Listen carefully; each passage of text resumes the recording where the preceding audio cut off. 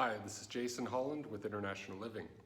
Now, at IL, we talk a lot about expat havens in Latin America, and there are many that are pretty well known. We're talking about Boquete in Panama and the Central Valley in Costa Rica, to give just two examples.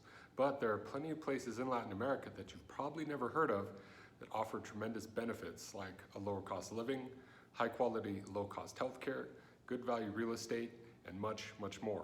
So let's check out 4 of these little known expat havens in Latin America, places that you probably never heard of.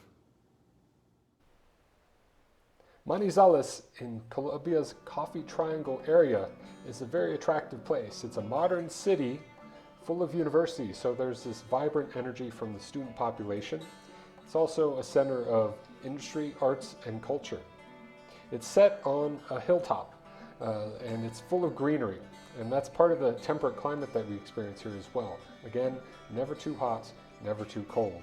And in this thriving city, you're going to find every modern convenience you need, like high-speed internet, good cell phone reception, good medical care, and the shops and stores have plenty of imported items as well. But still, you get that vibrant Colombian culture, and of course, being in the heart of the Coffee Triangle, the home of Juan Valdez, you get great coffee as well. And check out these views of the vibrant green countryside that surrounds Manizales.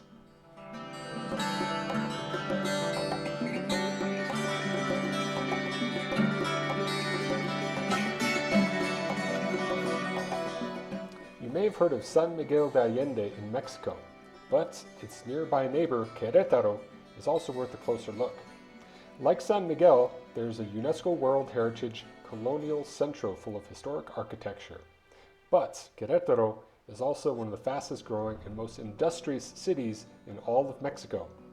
The greater metro area has about 1 million people, and that historic centro is surrounded by modern suburbs. Most of the retirees and other foreign expats who live in Querétaro choose to live in the historic centro, which is very walkable and full of charming little shops, cafes, restaurants, parks, and plazas like this one. Querétaro, like other colonial highland cities, also has a focus on the arts, with plenty of free performances and attractions and events hosted by the municipal government. And you never know what you might find when you're just strolling around and come upon a scene like this, a dance class showing off in one of the public parks. Arequipa is an attractive city in southern Peru.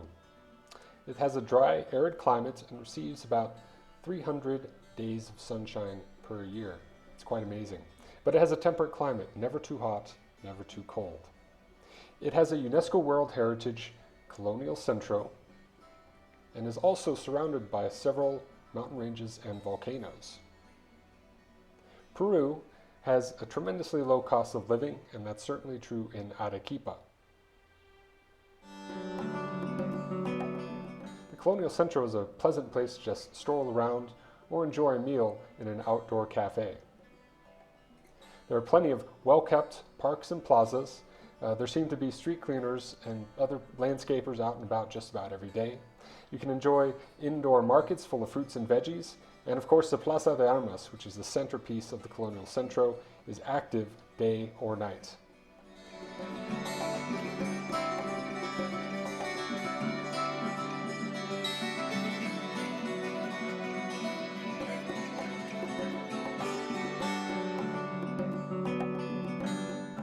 Tarija is a mid-sized city of about 500,000 in southern Bolivia, near the border with Argentina.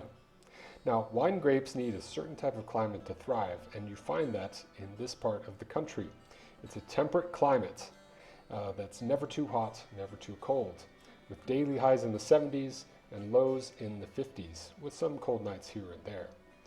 In Bolivia, you also experience a very low cost of living, with rents for a 1 or 2 bedroom apartment starting at about $200 to $300 per month.